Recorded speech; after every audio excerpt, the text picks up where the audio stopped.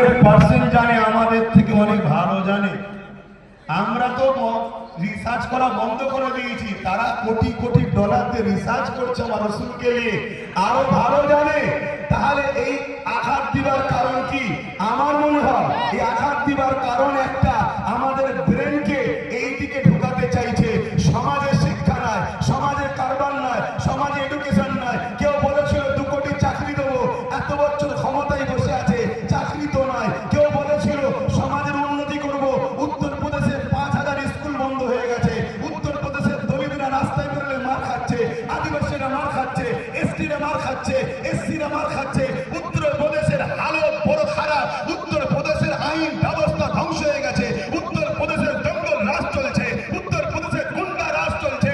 এই জঙ্গল রাজ গুন্ডা রাজকে চেপে দেওয়ার জন্য এমন একটা ইস্যু তৈরি করো যে ইস্যুতে মুসলমানরা দাড়ি টুপি দিয়ে রাস্তায় নেবে, নারায়ে তাকবীর, আল্লাহু আকবার দেবে। আর এই সুযোগে রাতের অন্ধকারে আমি অমুসলিমদের পাড়ায় গিয়ে বলবো, দেখেছিস মোল্লারা পাকিস্তান বানাচ্ছে, আমাকে রাখ, পল্লীদের বাবা ওদেরকে সাইজ করবো।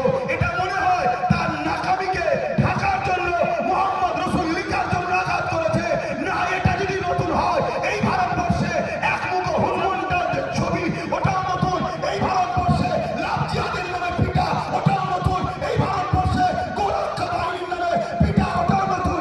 এই ভারতবর্ষে জয় শ্রীরামের নামে মারা, এটাও নতুন। তাহলে এইগুলোকে রুখা হচ্ছে না। আই লাভ মোহাম্মদ রসুল লিখার জন্য রুটবে কেন?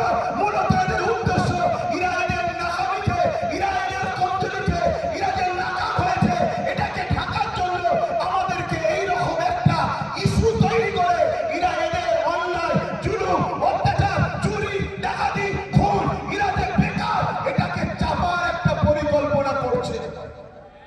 হতে পারে না, পারে না? তাহলে কি আন্দোলন বন্ধ হয়ে যাবে? না, আন্দোলন বন্ধ হলে ঈমান থাকবে না। ইমাম মালিক হুজুর বলেছে যে আমার রাসূলুল্লাহ ব্যাপারে কেউ যদি আঘাত দিবার চেষ্টা করে, তুমি যদি তার বিরুদ্ধে সংগ্রাম না করো, তোমার মধ্যে ঈমান থাকতে পারে না। এটা অন্য বিষয়